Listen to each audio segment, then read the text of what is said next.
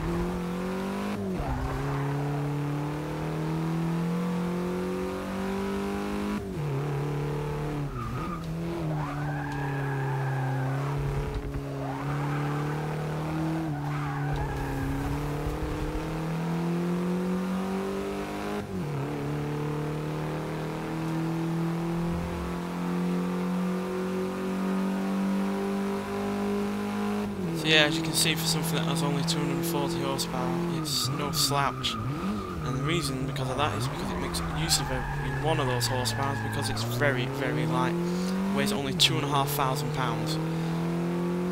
Nowadays it is really light, especially for sports cars. Usually sports cars are just loaded full of equipment, etc. like this, and this really isn't really. It's doesn't even have power steering.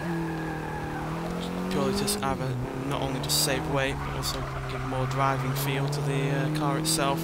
So yeah, this is really a driver's car more than a everyday driving car.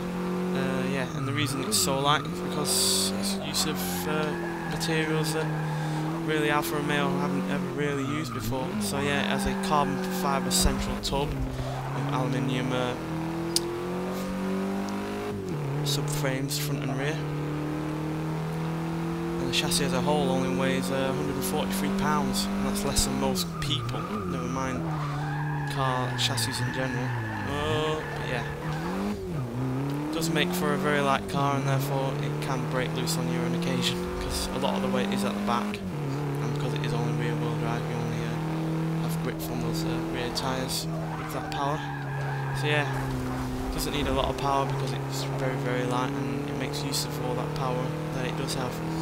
And even so, even with only 240 horsepower, it still does 0 to 60 in under 4.5 seconds, still can do 160 mile an hour, which isn't bad at all.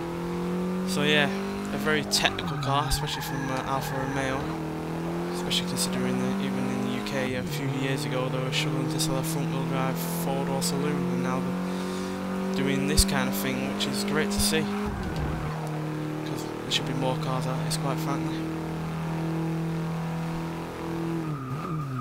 Plus it's also very economical and quite environmentally friendly. It doesn't produce all that much emissions. It can do nearly 40 miles per gallon.